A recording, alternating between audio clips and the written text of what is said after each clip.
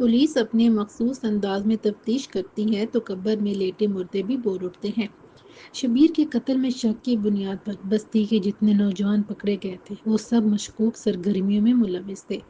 اتفاق سے ان میں وہ نوجوان بھی شامل تھا جس نے شبیر کے قتل میں شہباز کے ساتھیوں کی مدد کی تھی۔ وہ دیگر لڑکوں کے ساتھ حوالات میں بند تھا۔ پہلی رات 4 نوجوانوں کو پولیس حوالات سے نکال کر لے گئی۔ تھانے کی فضاؤں میں چیخنے چلانے اور درد سے کرانے کی دھیمی دھیمی آوازیں گونجتی رہیں۔ حوالات میں موجود باقی نوجوان ان کے ساتھ ہونے والے سلوک کا سوچ سوچ کر لرز رہے تھے۔ انہیں ٹارچر سیل میں اپنے تشدد زدہ جسم کی اذیت ناک کی صاف محسوس ہو رہی تھی۔ وہ نوجوان بھی اس بارے میں سوچ کر بری طرح سے کانپ رہا تھا۔ وہ بس منشیات کا عادی تھا اور بستی کے آس پاس کے علاقوں میں چرس اور دیسی شراب بیچتا تھا۔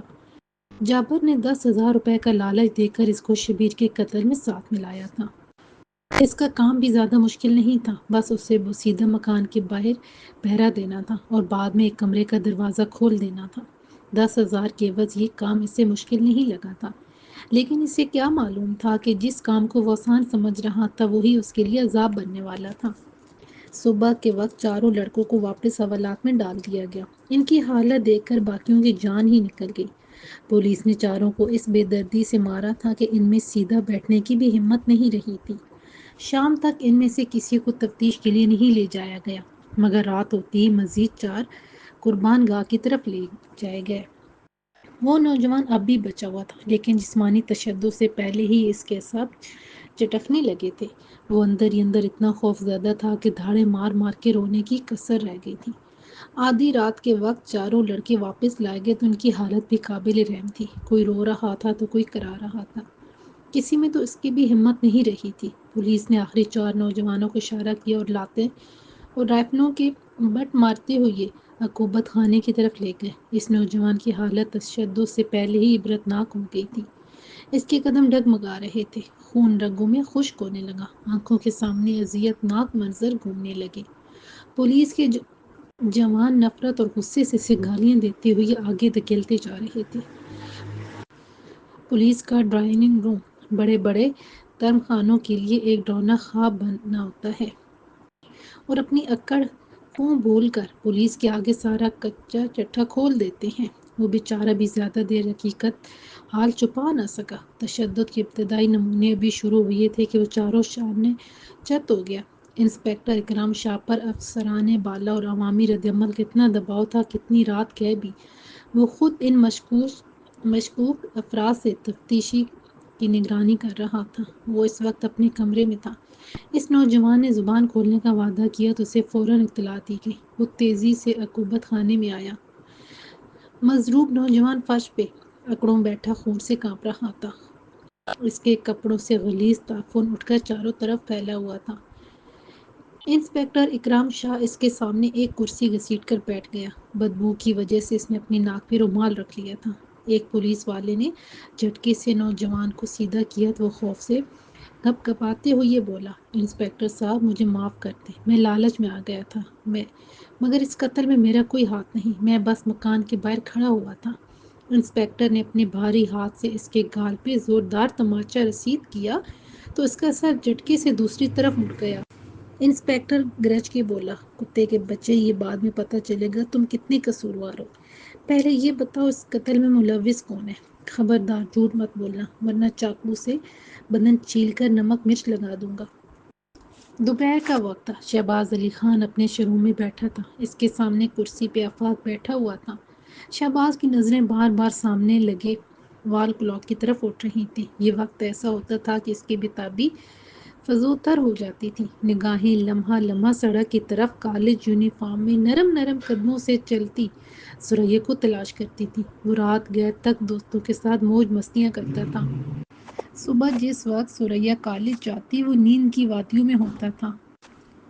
اسی وجہ سے دوپہر کے وقت ضرور شروع پہنچ جاتا تھا، اور جس نے نفرت سے اس پر تھوکا تھا اسے غصے اور محبت سے گھورتا رہتا تھا۔ اس کے باپ نے حکم دیا تھا کہ جذباتی محبت کو تھپکیاں دے کر کچھ عرصے کے لیے سلا دے، الیکشن تک اس انتقام کے ارادے کو موقوف کر دے، پھر جو جی میں آئے کرے۔ اس کے پاس باپ کا حکم ماننے کے علاوہ کوئی چارہ نہیں تھا۔ پلاننگ کے تحت وہ محسن کو پھنسانے میں تو کامیاب ہو گیا تھا، لیکن جب سریا کو پھانسنے کا مرحلہ آیا تو زیرک باپ نے اس کو روک دیا۔ وہ باپ کا حکم ٹال نہیں سکتا تھا، لیکن دل کی بےتاب تمنا سے بھی باز نہیں آ سکتا تھا، اسی لیے بس اتنی جسارت کرتا تھا کہ دوپہر کے وقت شروع میں موجود ہوتا اور سریا کو کبھی غصے کبھی سرکش جذبوں سے بھرا ہوا دور تک جاتے دیکھتا رہتا تھا۔ اس دوپہر بھی چھٹی کا وقت ہو گیا تھا، کسی بھی لمحے سریا وہاں سے گزرنے والی تھی۔ شہباز بار بار دیوار گڑی کی طرف دیکھ رہا تھا، اس کی آنکھوں میں بے قراری کروٹیں لے رہی تھی۔ آفاق اس کی بےتابی پر ہلکے ہلکے فکرے کس رہا تھا کہ اچانک اس کے سارے حواس سمٹ کر نگاہوں میں در آئے۔ وہ سلگتی آنکھوں سے یک ٹک سڑک کی طرف دیکھتا رہا۔ آفاق نے اس کی نظروں کا تعاقب کرتے ہوئے دیکھا۔ دفتر کی شیشے کی دیوار کے پار چند لڑکیاں فٹ پاتھ سے گزر کر دوسری طرف جا رہی تھیں، انہی میں سریا بھی تھی، جس پر نظریں جمائے شہباز ایک محویت کے عالم میں دیکھ رہا تھا۔ چند سماعتوں بعد وہ ساری لڑکیاں نظروں سے اوجھل ہو گئیں تو اس کی سلگتی نظریں بھی کچھ شانت ہو گئیں۔ یار شہباز، تمہاری حالت دیکھ کر بہت ترس آتا ہے۔ کلی کلی رس چوسنے والا منورہ کیسے ایک لڑکی کے آگے ڈھیر ہو گیا۔ آفاق استزائیہ انداز میں بولا۔ شہباز سگریٹ جلا کے طویل کش لگاتے ہوئے بولا، مجھے دیوانہ اس کی محبت نے نہیں، اس کی نفرت نے بنایا ہے۔ وہ میرے لیے چیلنج بن گئی ہے۔ وقت آنے دو۔ اس کی پتی پتی ادھیڑ کر نہ رکھ دی تو شہرباز علی خان کا بیٹا نہیں۔ اسی شہرباز علی خان کا حکم ہے کہ الیکشن ختم ہونے تک خود پہ قابو پانا ہے، یعنی پورے 4 مہینے تک شرافت کا چولا پہنے رکھنا ہے۔ یہ کمبخت الیکشن بھی اب ہونے دیں، ہمیں اس جھگڑے کو قتل تک نہیں لے جانا چاہیے تھا، کسی اور شکل میں محسن کو پھنسانا چاہیے تھا۔ وہ افسوس سے بولا، تم نے محسن کا موبائل ہوٹل کے مینیجر سے لے لیا تھا، ابھی تک اس سے کیا کارنامہ سر انجام دیا۔ آفاق کچھ سوچتے ہوئے بولا۔ شہباز نے چونکتے ہوئے کہا، تم نے خوب یاد دلایا، مجھے اس کے موبائل سے ایک نمبر محفوظ کرنا تھا، اس کے بعد وہ میرے لیے بیکار تھا تو میں اسے توڑ کے پھینک دیا۔ تم سمجھ گئے ہوگے وہ نمبر کس کا تھا۔ اس پھولن دیوی کے نمبر سے کیا کرو گے؟ اس نے سامنے بات نہیں کی، فون پہ خاک کرے گی۔ میری مانو تو اس پر لعنت بھیجو، تمہارے لیے لڑکیوں کی کیا کمی۔ وہ زیر لب مکاری سے مسکراتے ہوئے بولا، میرے پاپا نے الیکشن تک جذبات قابو میں رکھنے کی بات کی ہے، میں ان کی بات ایک حد تک مان لیتا ہوں، جو منصوبہ بندی کی تھی اس سے پیچھے ہٹتا ہوں، لیکن ہلکی پھلکی دل لگی تو ہونی چاہیے۔ انتقام لینے تک اپنے سلگتے ارمانوں کو سنبھالے رکھنے کے لیے فون پر چھیڑ چھاڑ کرتا رہوں گا۔ اسی وقت آفاق کے موبائل کی گھنٹی بجی۔ اس نے ٹیبل پر پڑا موبائل اٹھا کر دیکھا، پھر چونکتے ہوئے بٹن دبا کے ہیلو کہا۔ دوسری طرف سے کچھ سن کے اس کے چہرے کا رنگ متغیر ہونے لگا۔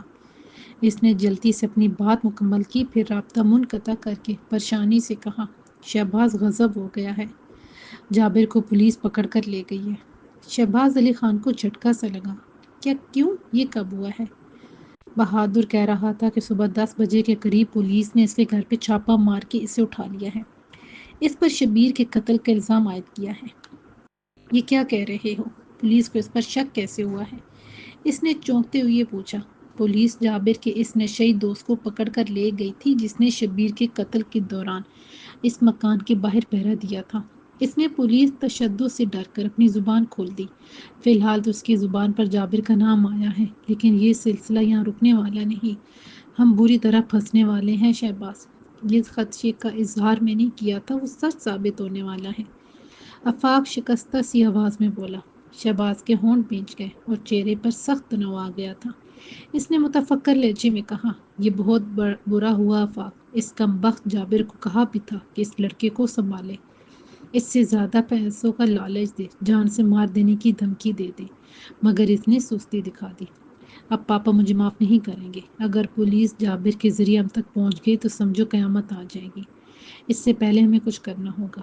اس نے اضطراری انداز میں موبائل آن کر کے اپنے پاپا کا نمبر ملایا، لیکن اس سے پہلے ہی اس کے موبائل کی گھنٹی بجی اور پاپا کا نام دیکھ کر وہ چونک اٹھا۔ اس نے دھڑکتے دل کے ساتھ فون آن کیا تو فوراً ہی دوسری طرف سے باپ کی غصیلی آواز سنائی دی، بے وقوف لڑکے، میں یہ نہیں پوچھوں گا کدھر ہو، اگر جہنم میں بھی ہو تو آدھے گھنٹے کے اندر اندر گھر پہنچو، اور تمہاری نالائکی سے جو طوفان کھڑا ہونے والا ہے مجھے اس کا جواب دو۔ یہ کہہ کر اس نے جواب سنے بغیر رابطہ منقطع کیا۔ شہباز کا تو جیسے خون خشک ہو گیا تھا۔ باپ نے وضاحت نہیں کی تھی، لیکن چھٹی حس کہہ رہی تھی کہ ان کے غصے کی وجہ جابر کی گرفتاری ہے۔ ان کی وسیع ذرا سے یہ خبر ان کے علم میں آ گئی ہوگی۔ اس نے آفاق کو ہدایت کی کہ بہادر کو ساتھ لے کر کسی محفوظ ٹھکانے پر چھپ جائے۔ اس کے بعد وہ گھر کی طرف روانہ ہو گیا، جہاں شیرباز علی خان بے چینی سے لان میں ٹہل رہا تھا۔ شہباز کو دیکھ کر اس کی بھویں تن گئیں۔ اسے کمرے میں آنے کا حکم دیتے ہوئے وہ تیز تیز قدم اٹھا کر اندر کی طرف چل پڑا۔ شہباز دھڑکتے دل اور بوجھل قدموں سے اس کے پیچھے پیچھے چلنے لگا اور کمرے میں جا کے ایک جانب سر جھکائے کھڑا رہا۔ یہ تم نے مجھے کس مصیبت میں ڈال دیا ہے؟ کہ کیا ہوا پاپا؟ آپ کس مصیبت کی بات کر رہے ہیں؟ اس نے حوصلہ کر کے پوچھا۔ کیا تمہیں معلوم نہیں؟ وہ دھاڑا۔ تم اتنے لا علم رہ کر بڑے بڑے منصوبے بناتے ہو، الو کے پٹھے۔ شیرباز علی خان کا بیٹا ہونے کی تڑیاں ہی دیتے رہو گے یا پھر کچھ عقل بھی سیکھو گے؟ مذہبی جماعت کے جس لڑکے کا قتل ہوا تھا، اس کے مجرم کا سراغ مل گیا ہے۔ پولیس کو پتہ چل گیا ہے کہ اس کے پیچھے کس کا ہاتھ ہے۔ پاپا مجھے معاف کر دیں، کم بخت جابر نے اپنی بے وقوفی سے اس بستی کے ایک نشئی کو واردات میں شامل کر لیا تھا۔ اسی نے سارا معاملہ بگاڑا ہے۔ میں چونکہ سامنے نہیں آیا تھا، اس لیے اس کو میرے بارے میں کچھ معلوم نہیں۔ اسی وجہ سے میرا سامنے نہیں آیا۔ وہ روحانسا ہو کر بولا۔ شہرباز علی خان نے گرج کر کہا، کس خوش فہمی میں مبتلا ہو تم؟ پولیس انسپکٹر نے سیدھا سیدھا تمہارا نام لیا ہے۔ یہ تو اچھا ہوا کہ تھانہ انچارج اعتماد کا بندہ ہے، ورنہ اب تک پولیس تم تک پہنچ گئی ہوتی۔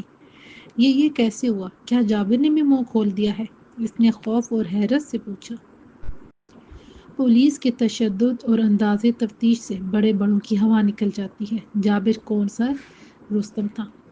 اس نشئی نے جابر کا نام اگل دیا تھا۔ پولیس نے جابر کو گرفتار کر لیا۔ 2-3 گھنٹے میں ہی اس کا حوصلہ ٹوٹ گیا۔ اس نے سارا کچا چٹھا کھول رکھ دیا کہ اس کے پیچھے تم ہو۔ یہ سب آپ کو کیسے پتہ چلا پاپا؟ کیا انسپکٹر نے خود بتایا؟ ہاں، شکر کرو، انسپکٹر اکرام شاہ تھانہ انچارج ہے۔ پہلے وہ ایک دور دراز اسٹیشن میں تعینات تھا۔ میں نے اپنے ذرائع استعمال کر کے یہاں تبادلہ کروایا تھا، تب سے میرا احسان مند ہے۔ جابر کی زبان پر تمہارا نام آیا تو اس نے فوراً مجھ سے رابطہ کر کے ساری صورتحال بتا دی۔ تمہارے آنے سے پہلے ہم نے معاملات بھی طے کر لیے ہیں۔ تو کیا مجھے گرفتاری دینی پڑے گی؟ شیرباز علی خان ناگواری سے بولا۔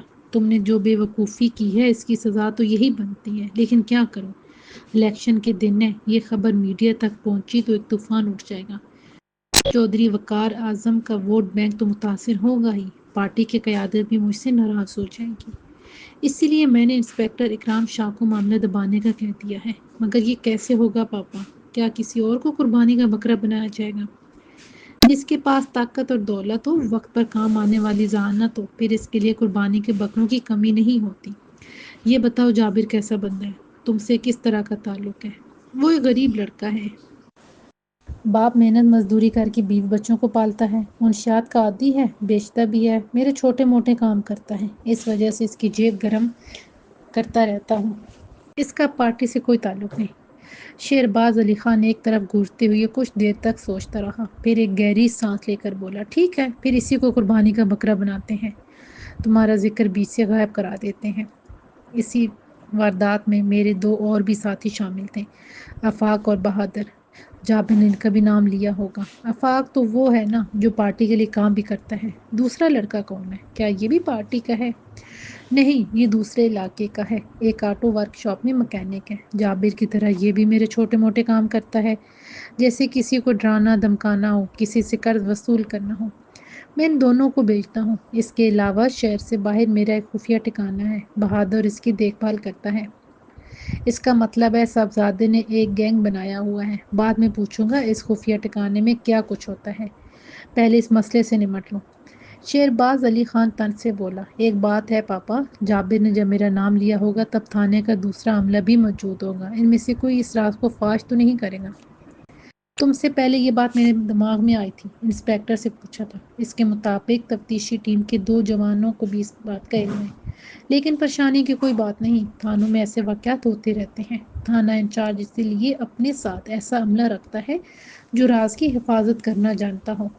شیرباز علی خان نے انسپکٹر اکرام شاہ کا نمبر ملایا اور رابطہ ہونے پر گونجتی ہوئی آواز میں بولا، انسپیکٹر، تم طاقت کی زبان جانتے ہو اور قانون کی بھی، جبکہ دولت اور حیثیت کی سند ہمارے پاس ہے۔ مجھے امید ہے یہ ساری چیزیں استعمال کر کے تم میری اس نالائق بیٹی کی غلطی پر پردہ ڈال دو گے۔ آپ بے فکر رہیں جناب عالی، ہم آپ کے خاتمے میں آپ کی بیٹی کا کہیں نام نہیں آئے گا۔ دوسری طرف سے انسپیکٹر نے جواب دیا، مجھے تم سے یہی امید ہے۔ شام کے وقت ذرا کوٹھی کا چکر لگا لو، کچھ معاملات طے کریں گے، کچھ نذرانہ شذرانہ بھی پیش کروں گا۔ یہ کہہ کر اس نے رابطہ منقطع کیا، پھر طمانینت بھری گہری سانس لے کر دھپ سے کرسی پر بیٹھ گیا۔ یہ بات سوچنے کی ہے کہ ملک میں چھوٹی بڑی بے شمار عدالتیں ہیں۔ ملک میں جرائم روکنے کے لیے تھانے موجود ہیں، لاکھوں پولیس والے بھی ہیں، اس کے باوجود جرائم کم نہیں ہوتے۔ اس کے پیچھے جہاں اور عوامل ہیں، انہی میں ایک اہم سبب پولیس کی غلط تحقیقات ہے۔ کوئی بھی مجرم اپنے انجام تک تبھی پہنچ سکتا ہے جب پولیس تفتیش اور تحقیق غیر جانبداری اور ایمانداری سے کرے۔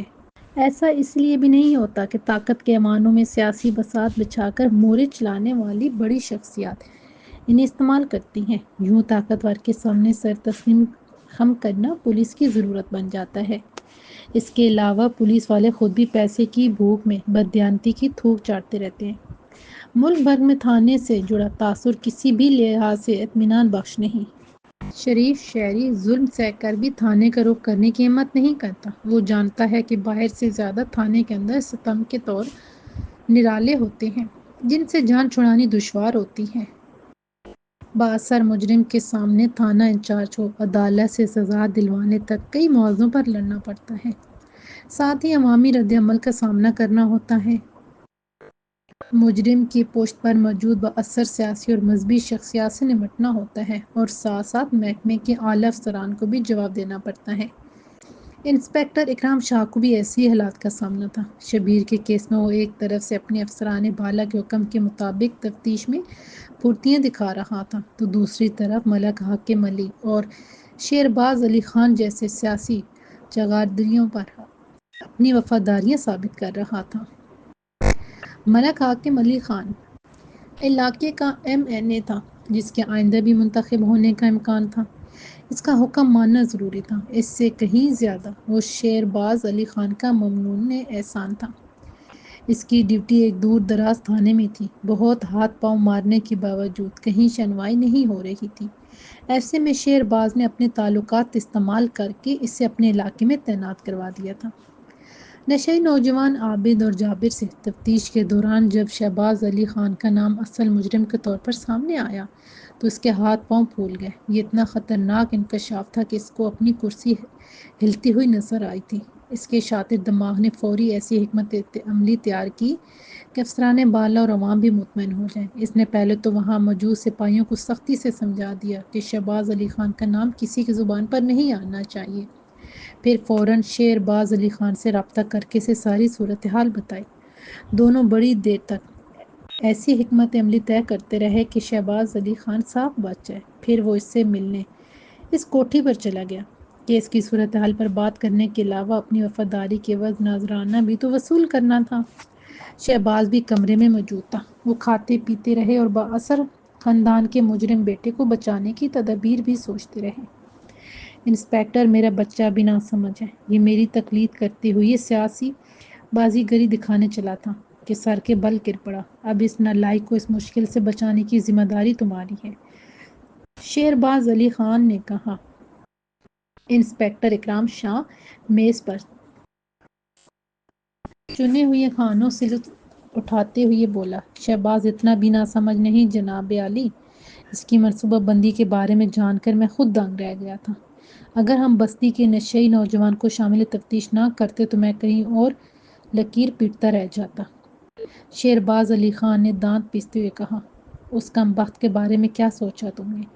جابر کی طرح اس کی بھی زبان بندی ضروری ہو گئی ہے۔ آپ بے فکر رہیں، اول تو اسے شہباز کے بارے میں کچھ معلوم نہیں، اس کے باوجود وہ طویل عرصے تک جیل میں سڑتا رہے گا۔ انسپیکٹر نے کہا، آپ نے جابر سے بات کی؟ انسپیکٹر صاحب، کیا وہ ہماری مرضی کے مطابق بیان دینے پر راضی ہے؟ عدالت میں جا کر مقر تو نہیں جائے گا؟ شہباز علی خان پوچھا۔ اس کا تو باپ بھی راضی ہوگا صاحب زادے، انسپیکٹر نے مچھلی کا کتلا چباتے ہوئے کہا۔ یہاں آنے سے پہلے میں اس کے ساتھ معاملات طے کرتا رہا ہوں۔ میں نے اسے صاف صاف بتا دیا کہ تمہارا نام اس کی زبان پر کبھی نہیں آئے گا۔ جناب عالی کی ہدایت پر اسے 5 لاکھ روپے کی بھی لالچ دی ہے۔ کیس کو الجھا کر ایسی دفعات لگانے کا بھی اشارہ کیا ہے کہ چند پیشیوں کے بعد اس کی ضمانت ہو جائے گی۔ لیکن ایک مسئلہ ہے۔ کیسا مسئلہ؟ دونوں باپ بیٹا ایک ساتھ بولے۔ واردات میں 2 اور لڑکوں کا نام سامنے آیا ہے، آفاق اور بہادر۔ ان کی گرفتاری کے لیے چھاپے مار رہے ہیں، لیکن ابھی تک ہمیں کامیابی نہیں ملی۔ اب مسئلہ یہ ہے کہ تفتیشی ٹیم کو ان ملزموں کے بارے میں ساری تفصیلات بتا دی گئی ہیں۔ وہ آج نہیں تو کل پکڑے جائیں گے۔ پوچھنا یہ ہے کہ ان دونوں کی گرفتاری سے کوئی اشارہ تمہاری طرف تو نہیں جاتا جس سے تمہارا اس کیس میں ملوث ہونا ثابت ہو جائے؟ شہباز جلدی سے بولا۔ یہ واقعی مسئلے کی بات ہے انسپکٹر صاحب۔ آفاق میرا دوست ہے، اکثر میرے ساتھ دکھائی دیتا ہے۔ اس کی گرفتاری سے میرے خلاف بھی شکوک پیدا ہو جائیں گے۔ بہادر کو بے شک پکڑ لیں، لیکن آفاق کو بچائیں۔ انسپکٹر کچھ دیر سوچتا رہا، پھر ذرا تامل سے بولا، ٹھیک ہے، ایسا ہی ہوگا۔ بس میری تفتیشی ٹیم کا منہ بند کرانا ہوگا۔ جناب عالی کی مہربانی، کچھ اور بڑھنی چاہیے۔ اس کی تم فکر مت کرو، سب کا منہ کرنسی نوٹوں سے بند کر دو، بس وہ اپنی زبانیں بند رکھیں۔ شیرباز بھی نیازی سے بولا، انسپکٹر صاحب، محسن جب اس مکان میں آیا تھا تو میرے ساتھیوں نے شبیر کی لاش کے ساتھ اس کی تصویریں بنا لی تھی۔ یہ بات محسن بھی جانتا ہے۔ اب جابر کے اقبال جرم پر وہ ضرور سوچے گا کہ اصل قاتل کوئی اور ہے، کیونکہ جابر کو وہ نہیں جانتا۔ ایسے میں ان تصویروں سے جابر کا کوئی تعلق نہیں بنتا۔ تو یہ ایک موٹی عقل والا بھی سمجھتا ہے کہ بلیک میلنگ کسی خاص مقصد کی خاطر کی جاتی ہے۔ شہباز علی خان نے کچھ سوچتے ہوئے کہا، اس طرح کیا محسن جابر کے اعتراف جرم پر یقین کرے گا؟ اچھا نکتہ نکالا ہے شہباز نے۔ یہ تو طے ہے کہ محسن زیادہ عرصہ قید نہیں رہے گا۔ اس کی رہائی کے لیے بھی تگڑی سفارشیں ہوں گی۔ باہر نکل کر کیا وہ اپنے پھانسنے کی سازش کے خلاف سوال نہیں اٹھائے گا؟ شیرباز نے کہا، اس کی تو آپ فکر نہ کریں جناب عالی، ایک عمر گزاری ہے اس طرح کے کیسوں کی تفتیش کرتے ہوئے۔ جب آپ نے کیس کی تفصیلات مجھے بتائی تھیں اسی وقت میں نے اس بارے میں سوچ لیا تھا۔ اس حوالے سے میری جابر سے بھی بات ہوئی ہے۔ انسپکٹر چلاکی سے مسکراتے ہوئے بولا۔ شہباز علی خان خوش ہوتے ہوئے بولا، تمہاری یہی ہوشیاریاں مجھے اچھی لگتی ہیں۔ جابر سے تمہاری کیا بات ہوئی ہے؟ ایک بات تو طے ہے جناب عالی کہ جابر کا ہمارے آگے اعتراف جرم اتنا اہم نہیں، اصل تو عدالت میں اس کا قتل ثابت ہونا ہے۔ اس دوران ظاہر بات ہے قتل کی وجوہات بھی سامنے آئیں گی۔ عدالت سے فیصلہ آنے میں بہت عرصہ گزرے گا۔ اس سے پہلے میڈیا ہی سوالات اٹھائے دے گا۔ مجھے اپنے بڑوں کو بھی جواب دینا ہوگا کہ قتل کے محرکات کیا ہیں۔ اسی لیے میں نے سارا ہوم ورک کر لیا ہے، جابر کو بھی ساری بات سمجھا دی ہے۔ وہ عدالت میں بیان دے گا کہ شبیر کے اس کی بہن کے ساتھ مشکوک تعلقات تھے۔ اس سے پہلے بھی خبردار کیا گیا تھا مگر وہ باز نہیں آیا، اس لیے غیرت میں آ کر اسے قتل کر دیا۔ لیکن محسن کی تصویروں کا معاملہ اب بھی الجھا ہوا ہے۔ جابر کی بہن اور شبیر کے مبینہ تعلقات کا ان تصویروں سے کیا تعلق جوڑا جائے گا؟ شہباز نے پوچھا۔ انسپکٹر ہونٹ بھینچ کر کچھ دیر سوچتا رہا، پھر بولا، اگر محسن کی طرف یہ سوال اٹھایا گیا تو جابر بیان دے گا کہ اس نے دونوں پارٹیوں کے درمیان جو تصادم ہوا تھا اس سے فائدہ اٹھایا۔ چونکہ میڈیا اور مذہبی جماعت کے کارکن محسن اور اس کی پارٹی پر شک کر رہے تھے، اس نے اس تاثر کو اپنے مقصد کے لیے استعمال کیا اور اس ڈرامے میں حقیقت کا رنگ بھرنے کے لیے محسن کو دھوکے سے بلا کر اس کی تصویریں بنا لیں تاکہ بعد میں اگر کوئی خطرہ پیش آیا تو محسن کو قاتل کے طور پر پیش کر دیا جائے گا۔ شہباز کو اب بھی تسلی نہیں ہوئی تھی۔ اس نے پوچھا، انسپکٹر یہ تو ٹھیک ہے لیکن جابر کی بہن والا معاملہ کچھ نازک لگتا ہے، کیا اس کی کوئی بہن ہے؟ کیا وہ مان جائے گا؟ انسپکٹر ہنسا، صاحبزادے تم کتنے سالوں سے صرف جابر کو جانتے ہو اور میں نے ایک ہی دن میں اس کا پورا خاندان کنگال لیا ہے۔ آپ تو حکم دیکھ کر بے فکر ہو جاتے ہیں، اس حکم کی تعمیل کے لیے ہمیں کتنے پاپڑ بیلنے پڑتے ہیں یہ ہم جانتے ہیں۔ ایسا نہ کریں تو دوسرے ہی دن بنیاد ہل جاتی ہے۔ اسی لیے کیس کو ہر لحاظ سے مضبوط بنانے کے لیے میں نے ساری معلومات حاصل کر لی ہیں۔ جابر کی 2 بہنیں ہیں، ایک کی شادی ہو گئی ہے، میرے ذرائع کے مطابق اس نے بھاگ کی شادی کی ہے، اسی سے مجھے جواز مل گیا۔ دوسری ابھی غیر شادی شدہ ہے، جابر بھی مان گیا ہے، وہ ہماری مٹھی میں ہے، اسے دھمکایا ہے، للچایا ہے۔ شیرباز علی خان کے چہرے سے اطمینان جھلک رہا تھا اور شہباز کی پریشانی بھی دور ہو گئی تھی۔ انسپکٹر نے اپنے اختیارات اور تجربے کی بنیاد پر ایسی حکمت عملی تیار کی تھی کہ جرم کر کے بھی اس کی نیک نامی مجروح نہیں ہوئی تھی۔ اس کی جگہ ظرف خرید غلاموں نے اپنا سر پیش کر دیا تھا۔ شہرباز کے اشارے پر شہباز نے الماری سے نوٹوں کی کئی گڈیاں نکالی اور ایک بیگ میں ڈال کے انسپکٹر اکرام شاہ کو پیش کر دی۔ طاقت، حیثیت اور دولت کے تقوی نے ایسا جادو کا اثر کیا تھا کہ شہباز علی خان ایک بے گناہ انسان کا قتل کرانے کے باوجود تھانہ انچارج کی عدالت سے بری ہو گیا تھا۔ سید پور کی فضا میں یہاں سے وہاں تک یہ خبر بہت دلچسپی اور حیرت سے سنی اور دیکھی گئی کہ شبیر کے قاتل نہ صرف پکڑے گئے بلکہ انہوں نے اعتراف جرم بھی کر لیا ہے۔ چونکہ مخصوص سیاسی حالات کے تناظر میں قتل ہوا تھا اور مذہبی جماعت کے کارکن غم و غصے کی حالت میں تھے، اسی لیے پولیس نے قاتلوں کو میڈیا کے سامنے پیش بھی کر دیا۔ پولیس کے مطابق جابر اصل قاتل تھا، جبکہ بہادر اور عابد نے قتل میں معاونت کی تھی۔ میڈیا والوں کے سوالات کے جواب میں انسپکٹر اکرام شاہ نے وہی رام کتھا سنائی جس کا اسکرپٹ اس نے پہلے ہی تیار کر رکھا تھا۔ لوگ یہی سمجھ رہے تھے کہ اس قتل کے پیچھے سیاسی اسباب ہوں گے، لیکن جابر کے بیان سے معلوم ہوا کہ شبیر اس کی بہن کو ہراساں کرتا تھا، جس کے رد عمل میں اس نے ساتھیوں کے ساتھ مل کر اسے قتل کر دیا۔ محسن اور اس کے ساتھی بھی ضمانت پر رہا ہو گئے۔ محسن کو قید سے آزاد ہونے کی خوشی تو تھی، مگر جابر نے اعتراف جرم کرتے ہوئے قتل کی جو وجہ بتائی تھی اس کا دل اسے تسلیم نہیں کر رہا تھا۔ سب سے ٹھوس دلیل وہ تصویریں تھیں جو اسے بلیک میل کرنے کے لیے بنائی گئی تھیں۔ وہ جابر کو نہیں جانتا تھا، یہ بھی نہیں جانتا تھا کہ اسے بلیک میل کرنے کے پیچھے اس کا کیا مقصد ہو سکتا ہے۔ اس کا جواب جابر سے مل کر ہی حاصل کر سکتا تھا۔ اسے یہ خوف بھی تھا کہ وہ تصویریں جس کے پاس بھی ہیں وہ بعد میں اسے تنگ کر سکتا تھا۔ بہرحال اسے اس بات کی تسلی تو تھی کہ وہ نہ صرف ایک ناکردہ جرم کے الزام سے بچ گیا بلکہ شہر کی سیاسی فضا آویزش اور بد امنی سے بھی محفوظ ہو گئی تھی۔ دن گزرتے گئے، حکومت کی مدت ختم ہو گئی تو عبوری حکومت قائم کر دی گئی جس نے 3 مہینے بعد عام انتخابات کا اعلان کر دیا۔ شبیر کے قتل کی تلخیاں سیاسی گہمہ گہمی اور جوش و خروش میں کہیں بلا دی گئی۔ اب ہر ایک کی زبان پر الیکشن کا چرچا تھا، ہر ایک یہی سمجھ رہا تھا کہ اس کا امیدوار سچا تھا اور سیاستدان عوام کی اس خوش گمانی کا بھرپور فائدہ اٹھا رہے تھے۔ شہباز علی خان نے جو آگ بھڑکائی تھی، شعلے دینے کے بعد وہ ٹھنڈی ہو گئی تھی، مگر اس کے دل میں جذبوں کی جو چنگاریاں سلگ رہی تھیں وہ مزید بھڑکنے لگی تھیں۔ باپ کے کہنے پر اس نے دل پر ضبط شوق کا بھاری پتھر تو رکھ لیا تھا، لیکن کبھی کبھی دل سرکشی پر اتر آتا تھا۔ وہ ایسا پیاسا تھا کہ دریا جس کے سامنے ہی تھا مگر وہ اس سے سیراب نہیں ہو سکتا تھا۔ حالات کی دھول بیٹھ گئی تو اس کے جذبے انگڑائی لے کر بیدار ہو گئے اور اس کا دل شرارت پر اتر آیا۔ ثریا کالج سے واپس آتی تو وہ پہلے کی طرح شو روم کے دفتر میں بیٹھا نہیں رہتا تھا، باہر نکل کر اس کے راستے میں آ جاتا، اس کی طرف میٹھی میٹھی نظروں سے دیکھتا اور نگاہیں چار ہوتی تو دھیرے سے مسکرا دیتا۔ ثریا کا عمل پہلے حیرانی والا تھا، پھر اس کی نظروں اور چہرے کے تیوروں میں غصہ اور نفرت چھلکنے لگی۔ شہباز بھی ایک حد تک اپنی موجودگی کا احساس دلا رہا تھا۔ شکار پر چپٹنے سے پہلے بس یہ خون گرم کرنے کا ایک بہانہ تھا۔ اس کے پاس ثریا کا فون نمبر بھی محفوظ تھا۔ کئی بار دل نے چاہا تھا اس نمبر پہ کال کرے، اس کی آواز سنے، پھر اس نے سوچا کہیں وہ اپنا نمبر ہی نہ بند کر دے۔ اس کا فون نمبر بہت اہم تھا جو آنے والے دنوں میں اس کے کام آنے والا تھا۔ اس دن بھی دل دہائی دے رہا تھا۔ ثریا اس کے سامنے سے گزر کر گھر کی طرف گئی تھی۔ ہر گزرتے دن کے ساتھ اس کا تیکھا حسن و نفرت اس کے اضطراب میں اضافہ کر رہے تھے۔ ایسے میں باپ سے کیے وعدے کی دیوار پہ دراڑیں پڑنے لگیں اور وہ بے اختیار اس نے ثریا کا نمبر ملا دیا۔ دوسری طرف ایک بار بیل جاتے ہی اس نے رابطہ منقطع کر دیا۔ وہ صرف یہ جاننا چاہتا تھا کہ نمبر بند تو نہیں۔ تسلی کر کے اس نے میسج آپشن کھولا اور سوچ سوچ کر ٹائپ کرنے لگا۔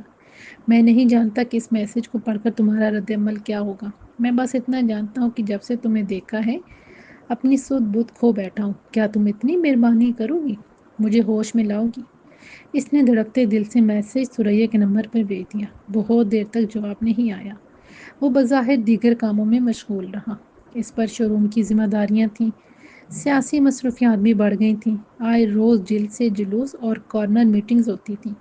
ایسے میں ذہن پہلے سے ہی منتشر تھا، پھر بھی ہر میسج ٹون اور کال پر اس کا دل ٹھٹک سا جاتا۔ اسی کشمکش میں رات ہو گئی۔ وہ ایک پروگرام میں شرکت کر کے واپس آ رہا تھا کہ میسج ٹون بجی۔ اس نے بے خیالی میں موبائل کی طرف دیکھا اور بے اختیار اچھل پڑا۔ اس وقت وہ گاڑی چلا رہا تھا۔ اس نے گاڑی سڑک کے کنارے روکی اور ثریا کا میسج پڑھا۔ اس نے لکھا تھا تم کون ہو، میرا نمبر تمہیں کہاں سے ملا؟ اس نے دھڑکتے دل کے ساتھ رپلائی لکھا، شکر ہے تم نے رپلائی تو کیا، میں تمہارے دونوں سوالوں کو جواب دے دوں گا لیکن ابھی نہیں، فی الحال صرف یہ سمجھ لو کہ میں تمہارا خیر خواہ ہوں اور تم سے پاکیزہ تعلق رکھنا چاہتا ہوں۔ دوسری طرف سے ذرا ہی دیر میں جواب آیا، جب تک میری تسلی نہ ہو جائے کہ تم کون ہو میں تم سے تعلق کیسے رکھ سکتی ہوں؟ اس نے جلدی جلدی جواب دیا، میں ایک شریف لڑکا ہوں، ہر روز تمہارے کالج سے اپنی بہن کو لینے آ جاتا ہوں، تم بہت سی لڑکیوں کے ساتھ میرے سامنے سے گزر کر چلی جاتی ہو اور میں آہیں بڑھتا ہوا تمہیں دیکھتا رہتا ہوں۔ اگلا میسج جلدی آیا، بہت سی لڑکیوں میں مجھے ہی دیکھ کر آہیں کیوں بڑھتے ہو، مجھ میں کیا خاص بات ہے؟ شہباز کے چلاک ذہن نے فوراً تاڑ لیا کہ مچھلی کانٹے کی طرف بڑھ رہی ہے، اب دانہ کھلانے کا وقت تھا۔ اس نے فوراً لکھا، میں شاعر ہوتا تو کہتا تم ستاروں کی جھرمٹ میں چاند کی طرح روشن روشن نظر آتی ہو، مگر ایک شریف لڑکا ہوں، اسی لیے عاجزی سے عرض کرتا ہوں کہ جب سے تمہیں دیکھا ہے کسی اور کی طرف دیکھنے کا خیال ہی نہیں آتا، ایسے میں مجھے نہیں معلوم وہاں کیسی کیسی لڑکیاں ہوتی ہیں۔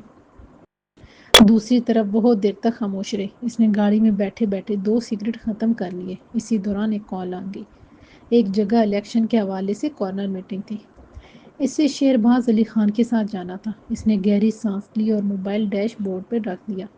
میٹنگ رات گیا ختم ہوئی، گھر پہنچ کر سونے تک ثریا کے نمبر سے کوئی نیا پیغام موصول نہیں ہوا تھا، لیکن ایک بات اس کے لیے خوش کن تھی کہ اس کے میسج کے جواب میں ثریا کا رد عمل سخت یا غصیلا نہیں تھا۔ بے شک وہ اسے شہباز کے طور پر نہیں جانتی تھی، اس کے باوجود بھی کسی اجنبی کے لیے جو غصہ ہونا چاہیے وہ نہیں تھا۔ اس نے گفتگو کو آگے بڑھایا تھا، اب یہ اس کا کمال تھا کہ آج کی گفتگو کو کیسے تول دیتا ہے۔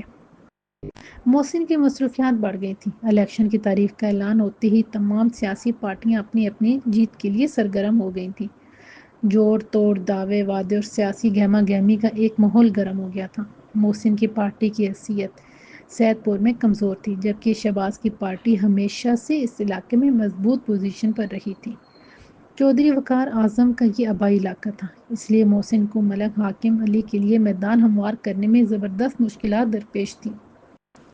اس کے باوجود وہ اپنی ذہانت، جرأت اور محنت سے فضا ہموار کر رہا تھا۔ کچھ عرصہ قبل جو غیر معمولی واقعات رونما ہوئے تھے، ان کی شدت تو اب نہیں تھی، لیکن اثرات باقی تھے۔ مولوی جلالی اور شہباز اس واقعے کو اپنے فائدے کے لیے استعمال کر رہے تھے۔ مولوی جلالی شبیر کی شہادت کا ڈھنڈورا پیٹ کر ہمدردیاں حاصل کرنے کی کوشش کر رہا تھا، جبکہ شہباز تمام پارٹیوں کے درمیان مصالحت اور اتفاق کے لیے اپنے کردار کو چورن بیچ رہا تھا۔ ایسے میں محسن اپنے ساتھیوں اور پارٹی ورکرز کے ساتھ ملک حاکم علی کی خدمات اور تجربے کی بنیادوں پر لوگوں کو ان کی طرف مائل کرنے کی صحیح کر رہا تھا۔ اس مختصر سے شہر میں کئی بار اس کا سامنا مولوی جلالی اور شہباز سے ہوا تھا، بس ایک سرسری سی رسمی بات چیت کے بعد وہ جدا ہو جاتے تھے۔ ان سیاسی مصروفیات کے دوران بھی کبھی کبھار محسن کو ایک خلش گھیر لیتی تھی، اس کے دماغ کی سکرین پر اچانک ایک خیال کا عکس جھلکتا تھا۔ یہ خیال ان تصویروں کے حوالے سے تھا جو کسی سازش کے تحت بنائی گئی تھیں۔ وہ کوشش کے باوجود ان تصویروں کے پیچھے چھپی سازش کی تہہ تک نہیں پہنچ سکا تھا۔ جابر اور اس کے ساتھی ملزمان جیل میں تھے، ان کا کیس ابھی عدالت میں زیر سماعت تھا۔ اس نے 2-3 بار جابر سے ملنے کی کوشش کی تھی، لیکن اسے ملنے نہیں دیا گیا اور یہ کہا گیا کہ عدالت میں کیس چلنے تک جابر کو کسی سے ملنے کی اجازت نہیں۔ محسن کو اپنی بے گناہی کی وجہ سے حوصلہ تو تھا، نہ کردہ جرم کی پاداش میں بدنامی کا خوف بھی تھا۔ وہ احساس کی اسی چبھن کے ساتھ دن گزار رہا تھا۔ اس دوران عام انتخابات کے دن قریب آ گئے اور وہ سب کچھ بھلا کر سیاسی سرگرمیوں میں مصروف ہو گیا۔ ثریا کی زندگی میں اب ایک ٹھہراؤ سا آ گیا تھا۔ محسن قتل کے الزام سے بری ہو گیا تھا۔ ان کے گھرانے پہ جو ایک کٹھن وقت آیا تھا وہ گزر گیا تو زندگی کا لگا بندھا نظام اپنی ڈگر پر چلنے لگا۔ اس کا بھائی پھر سے سیاست میں مصروف ہو گیا تھا، وہ بھی کالج جانے لگی تھی۔ شہباز علی خان کے شو روم کے سامنے سے گزرتی ہوئی اب اسے خوف محسوس نہیں ہوتا تھا۔ وہ سوچتی تھی کہ اس کے دل شکن رویے نے شہباز کو اس کی اوقات یاد دلا دی تھی، اب وہ اس سے کوئی بدتمیزی کرنے کی جرأت نہیں کر سکتا۔ لیکن ایک دن اس کا یہ زعم باطل ثابت ہوا۔ اس دن وہ جب کالج سے واپس آ رہی تھی تو شہباز اپنے شو روم سے نکل کر فٹ پاتھ پہ کھڑا ہو گیا۔ اس کی آنکھوں میں پہلے کی طرح خباثت اور لوفرانہ محبت تھی۔ پھر یہ ایک معمول بن گیا۔ ہر دوسرے دن وہ اپنے شو روم کے باہر کھڑا ہوتا، اس کی طرف میٹھی میٹھی نظروں سے دیکھتا، کبھی سیٹی بجاتا، کبھی اسے سنانے کے لیے کنگھار کر گلے صاف کرتا۔ ثریا لڑکیوں کے ساتھ سر جھکائے سامنے سے گزر جاتی، لیکن یہ احساس دل پر بوجھ بنا رہتا کہ وہ بدمعاش پھر سے پرزے نکالنے لگا ہے۔ ابھی تک اس نے اشاروں، مسکراہٹوں اور سیٹیوں سے آگے کوئی شرارت نہیں کی تھی، مگر یہ سوچ سوچ کر اس کے دل میں ہول اٹھتے تھے کہ وہ کبھی بھی کوئی گری ہوئی حرکت کر سکتا تھا، اسے ساتھی لڑکیوں میں بدنام کر سکتا تھا۔ اس کا خیال تھا کہ جو لڑکیاں اس کے ساتھ آتی جاتی ہیں ان کو شہباز کی حرکتوں کا علم نہیں ہوگا، لیکن اس کا خیال غلط تھا۔ اس کی ماموں ذات فائزہ جو اس کے ساتھ کالج جاتی تھی سارا معاملہ جان گئی تھی۔ وہ بہت سمجھدار اور ہوشیار لڑکی تھی اور محسن کو پسند کرتی تھی۔ محسن بھی اس سے محبت کرتا تھا۔ اس کا ارادہ تھا کہ الیکشن کے بعد امی کو فائزہ کے رشتے کے لیے ہاتھ ماموں کے گھر بھیجے گا۔ ان کے گھر بھی قریب قریب تھے۔ شو روم کے سامنے پہنچ کر ثریا جس طرح سہم جاتی تھی اور بے اختیار اس کے قدم تیز ہو جاتے تھے، وہ چوری چوری شو روم کی طرف دیکھتی تھی۔ پھر شہباز جس مشکوک انداز میں کھڑا ہو کر ثریا کو تکتا تھا، اس کے چہرے سے جو انداز دل بری عیاں ہوتا تھا، یہ سب فائزہ سے چھپا نہ رہ سکا تھا۔ اس نے اکیلے میں ثریا سے بات کی۔ پہلے تو اس نے انکار کیا، مگر پھر تسلیم کر لیا کہ بہت پہلے سے شہباز علی خان اس میں دلچسپی لیتا ہے اور ایک بار گلی میں اس کا راستہ بھی روکا تھا، لیکن کھری کھری سنانے پر اپنی حرکتوں سے باز آ گیا تھا، مگر اب پھر سے حدود پھیلانے لگا ہے۔ فائزہ نے کہا، وہ بدمعاش ابھی تو دور دور سے اشارے کر رہا ہے، کسی دن بے قابو ہو کر دست درازی پر اتر آیا تو بہت مشکل ہو جائے گی۔ میں محسن سے بات کرتی ہوں، اسے سبق سکھا دے گا۔ نہیں نہیں، محسن بھائی بہت جذباتی ہیں، وہ آگ لگا دے گا۔ میں خود کچھ کرتی ہوں، ثریا سہم کر بولی۔ لیکن فائزہ نے دل میں ارادہ کر لیا تھا کہ شہباز اگر باز نہیں آیا اور اگر اس نے ثریا کے ساتھ کوئی بدتمیزی کی تو وہ چپ نہیں بیٹھے گی، محسن کو سب کچھ بتا دے گی۔ اتفاق سے جلد ہی یہ نوبت بھی آ گئی۔ ہوا یوں کہ کالج میں مڈ ٹرم ایگزام شروع ہو گئے تو چھٹی کے وقت سے پہلے ہونے لگی۔ سب لڑکیاں اپنے اپنے پرچوں کے مطابق آگے پیچھے گھروں کو جاتی تھیں۔ اس دن صرف ثریا اور فائزہ ہی رہ گئی تھیں۔ پرچے سے فارغ ہو کر دونوں گھر کی طرف چل پڑیں۔ شو روم کے سامنے شہباز نظر آیا، جو کچھ بے چین سا دکھائی دے رہا تھا۔ وہ اس کے سامنے سے گزری تو پیچھے سے اس کی آواز آئی، بہت گرمی ہے، 5 منٹ آفس میں بیٹھ جاؤ، شربت پلاؤں گا۔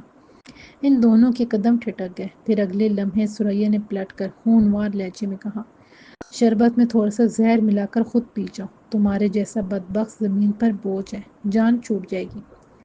یہ ایسا کاٹدار حملہ تھا کہ وہ ایک لمحے کو بدحواس سا ہو گیا، پھر خود کو سنبھال کر منہ پھاڑ کے ہنستے ہوئے بولا، تم اپنے پیارے پیارے ہاتھ مجھے زہر پلا دو، میں اف نہیں کروں گا۔ ثریا کے تن بدن میں آگ سی لگ گئی۔ وہ مزید کوئی کرارا دار جواب دینے لگی کہ فائزہ نے اس کا ہاتھ پکڑ کر اس سے گھسیٹا۔ چلو ثریا، اس کتے کے بھونکنے پر توجہ مت دو، بھرے بازار میں ہم تماشا بن جائیں گے۔ اس نے بھی خود کو سنبھالا۔ ایک خون اشام نظر اس کی طرف ڈالتے ہوئے یہ پلٹ گئی اور دونوں تیز قدموں سے چلتے ہوئے گھر آ گئی۔ ثریا تو خوف اور غم و غصے سے دل ہی دل میں پیچ و تاب کھاتی رہ گئی، مگر فائزہ برداشت نہ کر سکی۔ اس نے اپنی دانست میں کچھ اچھا کرنے اور اس کو کسی مصیبت سے بچانے کے خیال سے محسن کو فون پر ساری صورتحال سے آگاہ کر دیا۔ محسن نے یہ سنا تو اس کے اندر جیسے لاوا پھٹ پڑا اور وہ غصے سے بھرا سیدھا شو روم کی طرف گیا۔ شہباز اپنے دفتر میں موجود تھا۔ محسن آندھی طوفان کی طرح دفتر کا دروازہ دھڑ سے کھول کر اندر گیا۔ شہباز کے کچھ سمجھنے سے پہلے ہی وہ اچھل کر میز کے اوپر آیا اور وہاں سے چھلانگ لگا کر شہباز کے سینے پر دونوں پیروں کی ضرب لگا دی۔ اس ناگہانی آفت سے شہباز خود کو بچا نہیں سکا اور کرسی سمیت جھٹکے سے پیچھے لٹک گیا۔ محسن جو خود بھی اس کے ساتھ تھی نیچے گر پڑا تھا۔ اس نے فوراً خود کو سنبھالا اور اٹھنے کی کوشش کرتے ہوئے شہباز کو گریبان سے پکڑ کر زور سے دیوار سے دے مارا۔ اس کے حلق سے بھیانک چیخ نکل گئی۔ اس کا سر دیوار سے اس زور سے ٹکرایا تھا کہ ایک چیخ کے بعد مزید آواز نہ نکل سکی تھی۔ اسی اثنا میں شہباز کے ملازم اور سیکورٹی گارڈ تیزی سے اندر داخل ہوئے اور محسن پر پل پڑے۔ اس نے بھی ہاتھ پاؤں مارے، انہیں کئی ضربیں لگائیں، لیکن وہ تعداد میں زیادہ تھے، اس پر حاوی ہونے لگے۔ ایک گارڈ نے رائفل کا بٹ اس پر مارا تو وہ دھڑام سے فرش پر گر پڑا، پھر اسے کچھ ہوش نہیں رہا تھا۔ ہوش میں آیا تو اوپر کھلا آسمان نظر آیا۔ اس نے دائیں بائیں دیکھا، وہ ایک ویران کھیت میں پڑا ہوا تھا۔ ذرا دیر کو کچھ سمجھ نہیں آیا، پھر گزرے واقعات چند سیکنڈ میں دماغ کی سکرین پر ابھرے تو وہ جھٹکے سے اٹھ بیٹھا۔ سر پہ لگی چوٹ سے ٹیس اٹھ رہی تھی، سر بھاری بھاری محسوس ہو رہا تھا اور آنکھوں کے آگے ترمرے سے ناچ رہے تھے۔ اس نے دونوں ہاتھوں سے سر تھام کر ایک دو جھٹکے دیے تو حواس کچھ بحال ہوئے۔ اسی وقت اس کے موبائل کی گھنٹی بجنے لگی۔ اس نے جیب سے موبائل نکال کر کان سے لگایا۔ دوسری طرف سے شہباز کی آواز سن کر اس کے اندر آگ سی بھڑک اٹھی۔ وہ کہہ رہا تھا، میں چاہتا تو اپنے بندوں کے ذریعے تمہیں ہمیشہ کے لیے غائب کرا سکتا تھا، لیکن میں تمہارے ساتھ اچھے تعلقات رکھنا چاہتا ہوں، اس لیے تم نے میرے ساتھ جو کیا ہے میں اسے بلا کر تمہیں معاف کرتا ہوں۔ مجھے تمہاری معافی کی کوئی ضرورت نہیں کمینے۔ تم نے میری بہن کو چھیڑنے کی جو گھٹیا حرکت کی ہے، اس کے بدلے میں تمہاری جان لے لوں گا۔ وہ نقاہت کے باوجود دھاڑتے ہوئے بولا۔ شہباز کی اسپاٹ آواز سنائی دی، محسن تم جذباتی مت ہو، سمجھداری سے سوچو۔ میں تمہاری بہن کی بدنامی نہیں چاہتا، اسی لیے تمہاری غنڈہ گردی کی اطلاع پولیس کو نہیں دی، ورنہ پولیس تمہارا حشر نشر کر دیتی اور الیکشن کے دنوں میں تم کسی کام کے نہیں رہتے۔ اسی لیے میرا احسان مانو، میں تمہاری بھلائی چاہتا ہوں۔ بے غیرت انسان، اپنی بکواس بند کرو۔ میری بہن کے لیے تمہارے شیطانی دماغ میں کوئی برا خیال بھی آیا تو تمہیں شروم سمیت جلا کے راکھ کر دوں گا۔ وہ استہزائی انداز میں بولا، اتنا چلانے کی ضرورت نہیں، تم میری طاقت، میری حیثیت کا مقابلہ نہیں کر سکتے۔ اس کے باوجود توجہ سے میری بات سنو، میں تمہاری بہن کو کسی بری نیت سے نہیں چھیڑتا، بلکہ میں بہت سنجیدگی سے کہہ رہا ہوں کہ میں اسے پسند کرتا ہوں، اس سے شادی کر کے تمہیں اپنی رشتہ داری میں شامل کرنا چاہتا ہوں۔ محسن نے چلا کر اسے گالی دی اور بولا، میں تمہیں جان سے مار ڈالوں گا۔ تمہارے جیسے حرام خور اور بدکار کی رشتہ داری سے بہتر ہے میری بہن عمر بھر گھر بیٹھی رہے۔ اچانک اسے احساس ہوا کہ رابطہ منقطع ہو چکا تھا۔ اس نے چونک کر دیکھا، موبائل بند ہو گیا تھا، شاید اس کی بیٹری ڈاؤن ہو چکی تھی۔ وہ غصے کی شدت سے لرزتا ہوا کھڑا ہوا اور آہستہ قدموں سے گھر کی طرف آنے لگا۔ گھر میں اس کی لڑائی کی خبر پہنچ چکی تھی، سارے گھر والے پریشان بیٹھے تھے۔ محسن کا فون بھی بند جا رہا تھا۔ وہ گھر واپس آیا تو اسے دیکھ کر یہ تسلی تو ہو گئی کہ وہ خیریت سے تھا، مگر شہباز علی خان سے لڑائی معمولی بات نہیں تھی کہ ان کی پریشانی ختم ہوتی۔ اس کے دونوں بھائی ابھی دکان سے نہیں آئے تھے۔ اس نے والد کے استفسار پر انہیں ساری بات بتا دی۔ ثریا سے پوچھا تو اس نے بھی ڈرتے ڈرتے شہباز کی حرکتوں کے بارے میں بتا دیا۔ شہباز علی خان اور اس کے اوباش بیٹے سے گھٹیا پن کی ہی توقع رکھی جا سکتی ہے، لیکن اس کا مطلب یہ بھی نہیں کہ جذبات میں آ کر اس طرح مرنے پر تل جائے۔ اس سے خود ہماری بدنامی ہوگی۔ محسن کے والد تشویش سے بولے، بدنامی کے خوف سے چپ بھی تو نہیں بیٹھ سکتے ابو، وہ خبیث مزید بدمعاشی پر اتر آئے گا، میں اسے اچھی طرح جانتا ہوں، میں اسے چیٹی کا دودھ یاد دلا دوں گا۔ محسن غصے سے بولا، خبردار محسن، تم نے ایسا کچھ نہیں کرو گے، یہ معاملہ بہت نازک ہے، پولیس کو بھی ملوث نہیں کر سکتے۔ میں تمہارے بڑے بھائیوں کے ساتھ شہباز علی خان کے پاس جاؤں گا، ایک دفعہ اس سے بات کرنے میں کوئی حرج نہیں، وہ اپنے بیٹے کو سمجھا دے گا، ورنہ پھر ہم دوسرا طریقہ اختیار کریں گے، اس کے والد نے رسانیت سے سمجھایا۔ محسن کو بھی معاملے کی نزاکت کا احساس تھا۔ غصے میں آ کر اس نے شہباز علی خان پہ حملہ تو کر دیا تھا، مگر پھر ٹھنڈے دماغ سے سوچا جو اس کی بہن اور آنے والے الیکشن کے لیے بھی نامناسب تھا، اس لیے اپنے والد کی بات ماننے میں اس سے کوئی قباحت نظر نہیں آ رہی تھی۔ شہباز سر جھکائے بیٹھا تھا اور شہباز علی خان کمرے میں ادھر سے ادھر ٹہل رہا تھا۔ اس کے انداز میں غصہ بھی تھا اور تشویش بھی۔ پھر وہ پاردار آواز میں بولا، تمہیں اتنا سمجھایا تھا، اپنے جذبات قابو میں رکھو، کوئی ایسی حرکت مت کرو جس سے ہماری نیک نامی پر حرف آئے۔ تم گدھے کے بچے کیوں نہیں سمجھتے کہ الیکشن سفید کپڑوں کی طرح ہوتے ہیں، ذرا سا بھی داغ دور سے دکھائی دیتا ہے۔ تمہاری عقل میں یہ بات کیوں نہیں آتی؟ اس لڑکی سے تمہاری بدتمیزی کو مخالفین ہماری اخلاقی گراوٹ کے طور پر استعمال کر سکتے ہیں۔ پاپا، میں نے ایسا کچھ نہیں کیا تھا، بس ذرا بات کرنے کی کوشش کی تھی اور وہ بھٹک اٹھی۔ سیدھی جا کر اپنے بھائی کو بتا دیا، وہ روہاسا ہو کر بولا، اور وہ آندھی طوفان کی طرح آیا، تمہیں مار مار کے بے ہوش کر دیا، پھر تمہارے بندوں نے اسے ادموا کر دیا۔ شہباز علی خان نے تڑخ کر کہا، ذرا سوچو، اس جھگڑے میں تم دونوں میں سے کسی کی جان بھی جا سکتی تھی۔ این الیکشن کے دنوں میں ایسے واقعات کا ہونا کتنا نقصان دہ ہوتا۔ 5 سال کی محنت کا ایک ہی دن میں جنازہ نکل جاتا۔ میں اپنے بڑوں کو کیا وضاحت پیش کرتا۔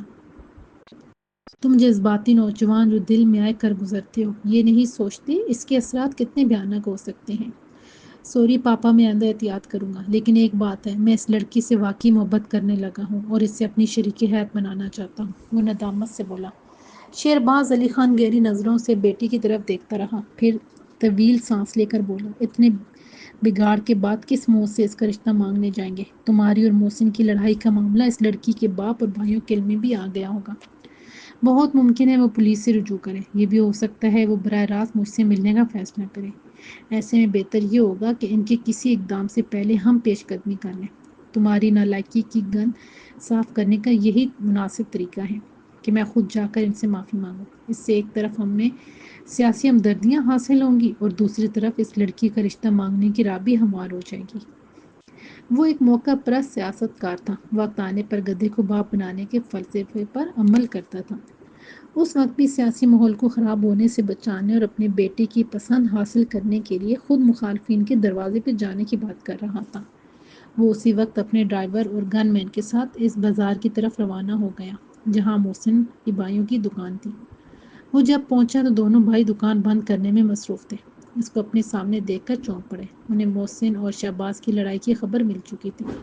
انہوں نے محسن سے بھی بات کی تھی، جس کے بعد ان کی تشویش بڑھ گئی تھی۔ ایسے میں شہرباز علی خان کو دیکھ کر حیران و پریشان ہو جانا فطری امر تھا۔ شہباز علی خان کہتے ہی بلا تمہید بولا، نوجوان لڑکے جذبات میں اگر غلطیاں کرتے ہی ہیں، ایسے میں ان کے بڑوں کا فرض بنتا ہے کہ ٹھنڈے دل و دماغ سے ان کی تلافی کر لیں۔ میں اس لیے حاضر ہوا ہوں۔ میرے بیٹے سے جو غلطی ہوئی میں اس کی معافی مانگتا ہوں اور امید رکھتا ہوں کہ آپ دونوں میری لاج رکھتے ہوئے میرے بیٹے کو معاف کر دیں گے۔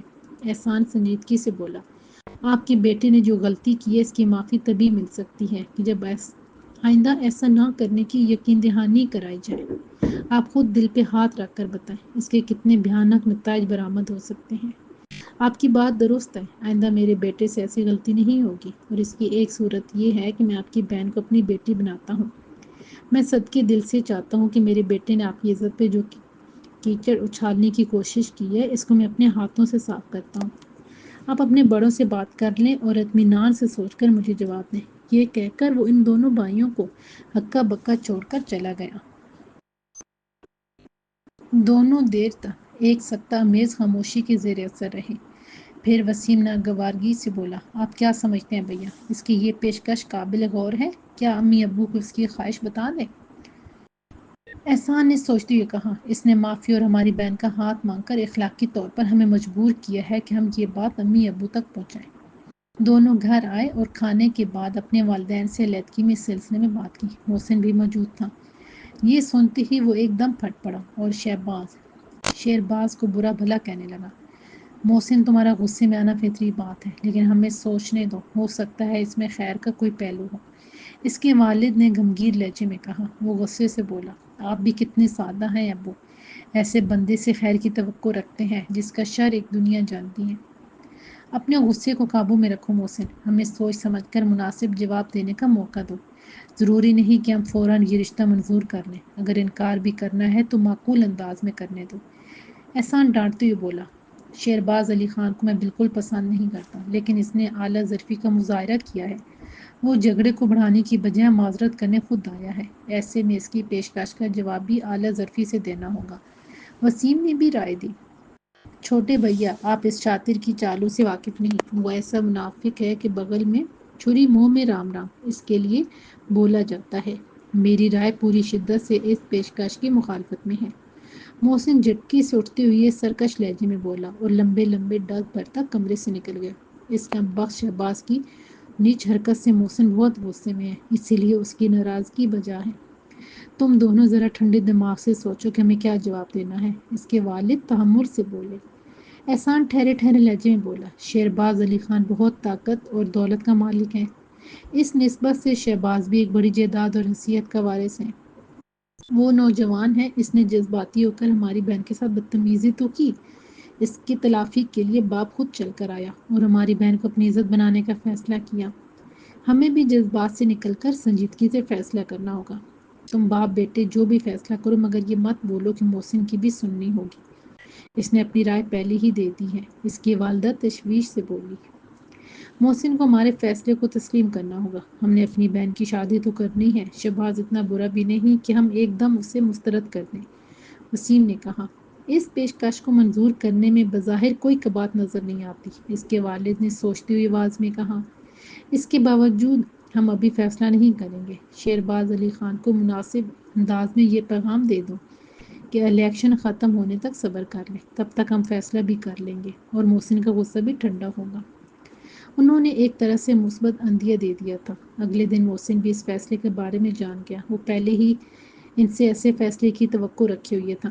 اس کے تن من میں آگ لگ گئی۔ اس نے گھر والوں سے لجنے کی بجائے براہ راست شہباز سے دو ٹوک بات کرنے کا فیصلہ کر لیا۔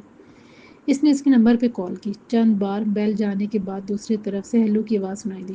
تم کتنے ڈھیٹ ہو، تھوک کر خود اسے چاٹتے ہو، محسن نے پردار آواز میں کہا۔ میں نے تمہیں پہلے بھی خبردار کیا تھا کہ میری بہن کے بارے میں سوچنا چھوڑ دو۔ میں تمہیں دو ٹوک وارننگ دیتا ہوں کہ میری بہن کے بارے میں خواب مت دیکھو، ورنہ زندہ نہیں چھوڑوں گا۔ مجھے دھمکیاں مت دو، بڑوں کو مل کر فیصلہ کرنے دو، ہماری شرافت اور برداشت کو مت آزماؤ۔ شہباز کی سپاٹ آواز آئی۔ تم اور تمہارا باپ کتنے شریف ہو یہ میں اچھی طرح جانتا ہوں، اس نے گرجتی ہوئی آواز میں کہا۔ میں آخری بار تمہیں خبردار کر رہا ہوں، میری بہن کے لیے آئندہ تمہاری طرف سے کوئی پیغام آیا تو تمہارا کام تمام کر دوں گا۔ یہ کہہ کر اس نے رابطہ منقطع کر دیا۔ ظاہر ہے اتنے سخت اور دو ٹوک جواب کے بعد شہباز کو اپنے مقصد میں کامیابی کی امید بالکل نہ رہی۔ دوسری طرف احسان نے شہباز علی خان سے بات کی اور اپنے والد کی ہدایت کے مطابق متوازن انداز میں الیکشن تک انتظار کرنے کی درخواست کی۔ شہباز علی خان نے اس سے محسن کی دھمکیوں کی شکایت کی تو اس نے اطمینان دلایا کہ آپ خاطر جمع رکھیں، وقت گزرنے کے ساتھ محسن کا رویہ بھی بدل جائے گا۔ یہ جو بھی ہو رہا تھا سریا ان سب سے بے خبر تھی۔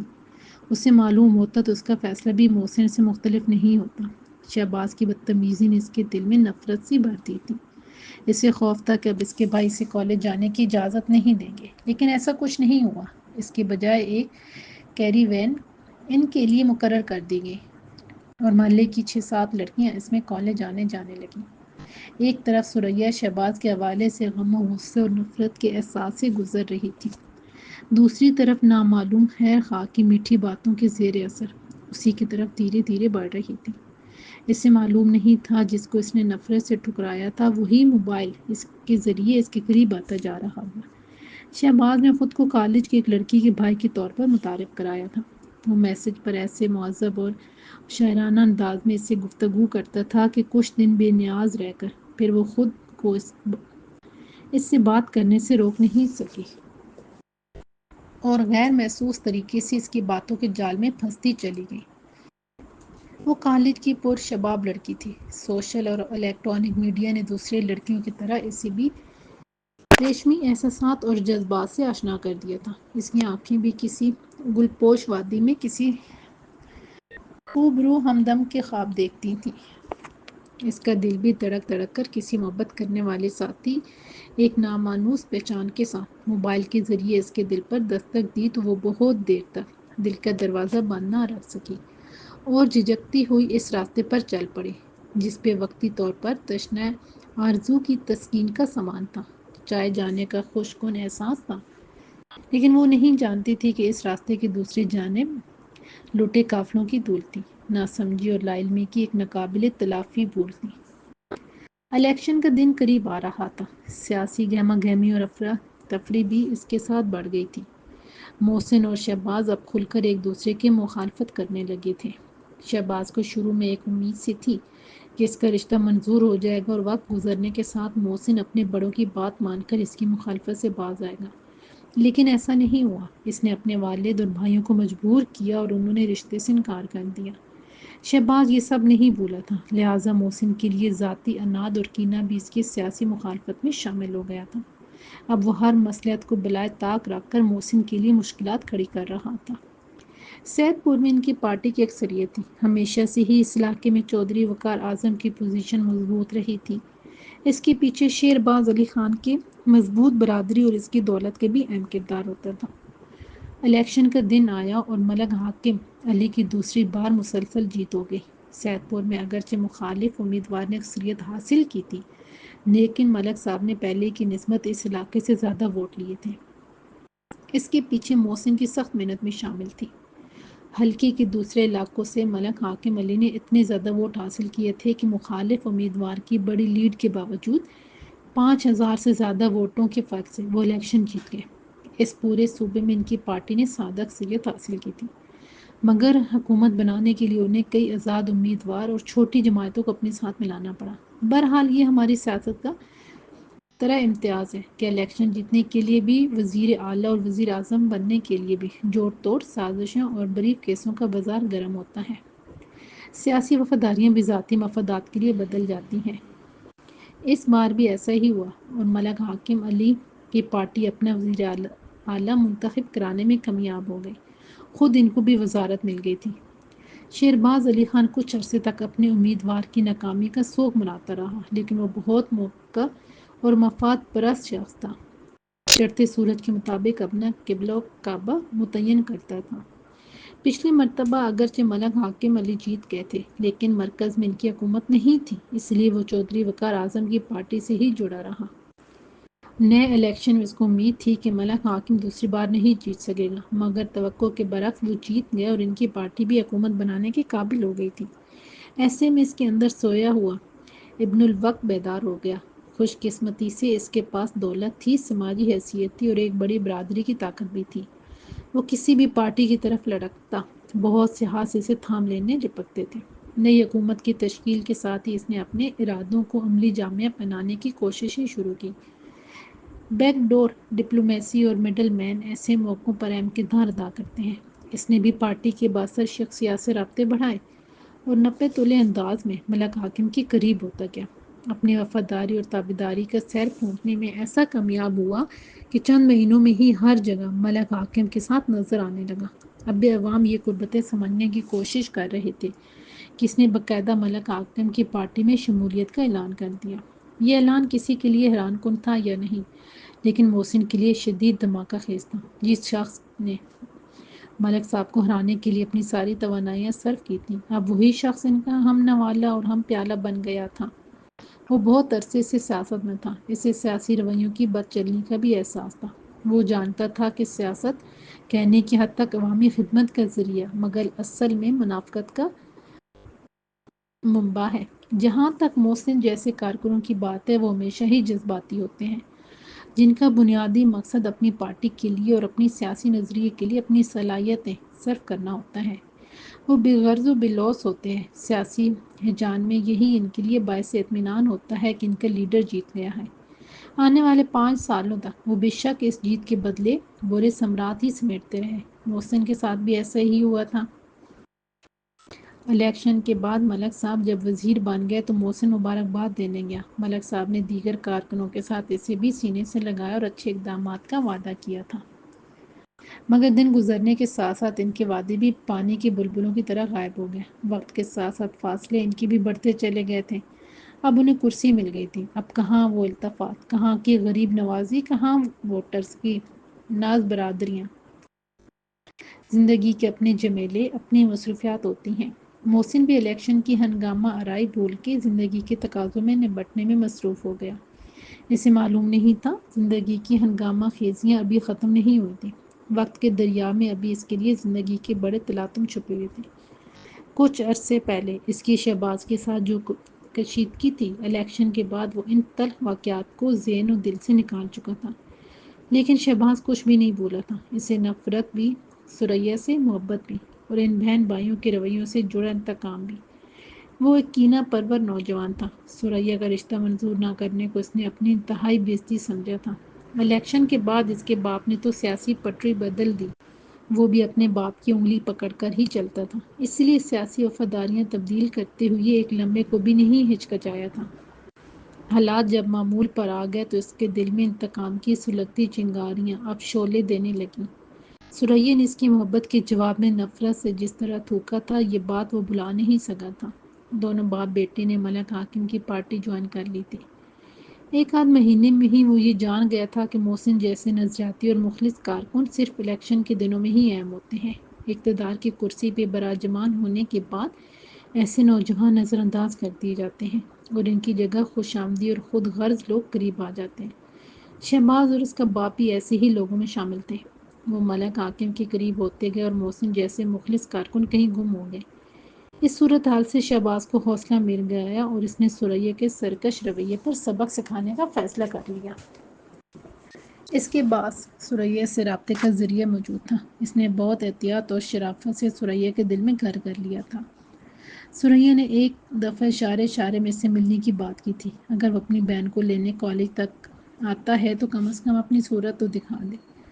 لیکن شہباز نے بہت عقل مندی سے اس کی خواہش ٹال دی تھی۔ ثریا بھی فطرتاً بے باک اور بے حیا لڑکی نہیں تھی۔ اس کے لیے تو یہی بات بہت جرأت کی تھی کہ وہ میسج کے ذریعے کسی اجنبی سے باتیں کرتی تھی۔ شہباز نے اپنے انتقام کی پیاس کو بجھانے کے لیے ایک جال بچھایا تھا اور ثریا کو میسج کیا: میں 3 دن کے لیے سیدپور پور آیا ہوں۔ اس دفعہ تم سے ملاقات کی خواہش ہے۔ کیا یہ خواہش پوری ہو سکے گی؟ تھوڑی دیر بعد ثریا کا رپلائی آیا: تم ایک شریف لڑکے ہو۔ تم نے ابھی تک کوئی غیر اخلاقی بات نہیں کی ہے، اس لیے تم پر اعتبار کرنے کو جی کرتا ہے۔ میں تمہاری خواہش پوری کروں گی۔ اس نے مکاری سے ہونٹ پیچ کر لکھا: میں واقعی ایک شریف لڑکا ہوں۔ مجھ سے ملاقات کر کے تمہیں اس کا یقین بھی آ جائے گا۔ میں کل چھٹی کے وقت کالج کے باہر تمہارا انتظار کروں گا۔ تم آ سکو گی نا؟ میں تم پر اعتبار کر کے کالج کے باہر آؤں گی، لیکن اس سے زیادہ مجھ سے توقع مت رکھنا۔ یہ نہ کہنا کہ کہیں گھومنے چلے۔ اس نے لکھا: تم بے فکر رہو، میں تمہاری عزت اور حیا کو کبھی پامال نہیں ہونے دوں گا۔ بس تم کالج کے گیٹ سے بائیں جانب کوئی 500 قدم چل کے آ جاؤ۔ وہاں سڑک کے ساتھ ایک گلی ہے، میں وہاں کھڑا ملوں گا۔ ثریا نے کہا: ٹھیک ہے، میں اتنا فاصلہ تو طے کر سکتی ہوں۔ وہاں اور بھی لڑکے ہوں گے، میں تمہیں کیسے پہچانوں گی؟ اس نے لکھا: میں بلو شرٹ اور بلیک جینز میں ہوں گا۔ تمہیں دیکھ کر میں خود سامنے آ جاؤں گا۔ ثریا کو دام میں پھانس کر اس نے طمانینت بھری ایک گہری سانس لی اور شیطانی مسکراہٹ ہونٹوں پر سجا کر منصوبے کی جزیات کے بارے میں سوچنے لگا۔ ثریا کے پورے وجود میں ایک سنسنی سی دوڑ رہی تھی۔ آخری پیریڈ شروع ہوتے ہی اس کی سانسیں بے ترتیب ہو گئی تھیں۔ دل میں ایک ہلکا ہلکا سا سرور محسوس ہو رہا تھا۔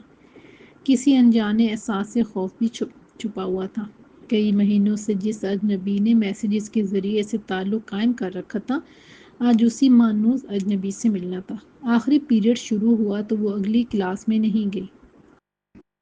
فائزہ اور دوسری ہم جماعت لڑکیوں سے نظریں بچا کے پہلے لائبریری کی طرف گئی تاکہ کسی نے پوچھا تو کچھ بھی نوٹس بنانے کا عذر پیش کرے۔ لائبریری میں 5 منٹ بیٹھ کر باہر نکلی اور دھڑکتے دل کے ساتھ کالج کے بیرونی گیٹ کی طرف بڑھی۔ وہاں چوکیدار موجود ہوتا تھا۔ وقت سے پہلے کالج سے باہر جانے کی اجازت نہیں تھی۔ ثریا کے پاس اسے منانے کے لیے بہانہ موجود تھا۔ چوکیدار نے اسے روک کر چھٹی سے پہلے باہر جانے کی وجہ پوچھی تو اس نے کہا: بابا، میرے بھائی نے میسج کیا ہے، وہ کسی کام سے آیا ہے، میں 5 منٹ میں واپس آؤں گی۔ آپ تب تک میری کتابیں بھی اپنے پاس رکھ لیں۔ لڑکیوں سے ملنے اکثر کوئی نہ کوئی رشتہ دار آتا رہتا تھا۔ دفتری کام کے علاوہ انہیں اندر آنے کی اجازت نہیں تھی۔ لڑکیاں گیٹ سے باہر نکل کر ملاقات کر کے واپس آ جاتی تھیں، اسی لیے چوکیدار اجازت دیتا تھا۔ اسے بھی چوکیدار نے باہر جانے دیا۔ وہ گیٹ سے باہر نکلی۔ سڑک پر چند ایک گاڑیاں چل رہی تھیں۔ کالج کے سامنے دکانیں نہیں تھیں۔ ذرا فاصلہ پہ چند مکان بنے ہوئے تھے۔ وہ دھڑ دھڑاتے دل سے بائیں طرف چلنے لگی۔ ابھی آدھا ہی فاصلہ طے کیا تھا کہ ذرا دور وہ نظر آ گیا۔ بلو شرٹ اور بلیک جینز پہنے ایک لڑکا گلی کے پاس کھڑا تھا۔ اس نے سرخ رنگ کی پی کیپ پہن رکھی تھی۔ اس کا منہ دوسری طرف تھا۔ وہ یہاں وہاں دیکھتی۔ ایک خوف اور شرمندگی احساس سے ہچکچاتی ہوئی اس کی طرف جانے لگی۔ وہ کوئی مصروف شاہراہ نہیں تھی۔ بہت کم گاڑیاں وہاں سے گزرتی تھیں۔ پیدل چلنے والی بھی زیادہ تعداد میں نہیں ہوتے تھے۔ اس لڑکے کے قریب کوئی نہیں تھا۔ وہ من بھر کے قدموں سے چلتی اس کے قریب آ گئی۔ ابھی تک وہ لڑکا چہرہ دوسری طرف کیے کھڑا تھا۔ وہ متجسس نظروں سے اسے دیکھتی آگے بڑھتی رہی۔ ابھی وہ اس لڑکے سے 8-10 قدم دور تھی کہ اسی وقت پیچھے سے ایک ہائی ایس وین آ کر اس کے پاس رکی اور اچانک ہی اس کے دروازے کھل گئے۔ پسنجر سیٹ سے 2 بندے تیزی سے باہر نکلے اور اس کے کچھ سوچنے سمجھنے تک اسے جکڑ لیا۔ اس سے پہلے کہ وہ اس ناگہانی آفت سے خود کو بچاتی، ان دونوں نے اسے گرفت میں لے کر وین کے اندر پھینک دیا۔ وہ ایک اضطراری چیخ کے ساتھ پچھلی سیٹ پر ڈہ گئی۔ اسی لمحے دونوں افراد بھی اندر گھس گئے اور اپنے مضبوط ہاتھوں سے اس کو قابو میں کرنے لگے۔ وین جو اسٹارٹ حالت میں تھی اسی وقت چل پڑی۔ ثریا نے چیختے ہوئے ہاتھ پاؤں مارتے ہوئے آخری لمحوں میں شیشے سے باہر دیکھا۔ اسی لمحے اس مانوس اجنبی نے بھی پلٹ کر اس کی طرف دیکھا تھا، اور جو چہرہ نظر آیا تو جیسے وہ سکتے میں رہ گئی۔ جس چہرے کو دیکھنے کا تجسس کئی ماہ سے اس کی آنکھوں میں تھا، وہ شہباز کا نفرت انگیز چہرہ تھا۔ یہ انکشاف اس کے لیے قیامت خیز تھا، لیکن اس سے مزید حیرت اور صدمے کا موقع نہیں مل سکا۔ کسی رومال اس کے منہ پر رکھ کے زور سے دبایا۔ اس نے ایک دو جھٹکے لیے، پھر اس کے حواس جاتے رہے۔ اس رومال میں کوئی ایسا زور اثر کیمیکل تھا کہ وہ چند ثانیوں میں بے ہوش ہو گئی تھی۔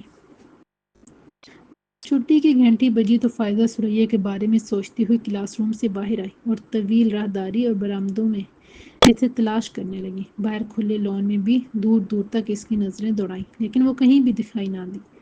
وہ کالج میں موبائل نہیں لاتی تھی، اسی لیے رابطے کا کوئی ذریعہ بھی نہیں تھا۔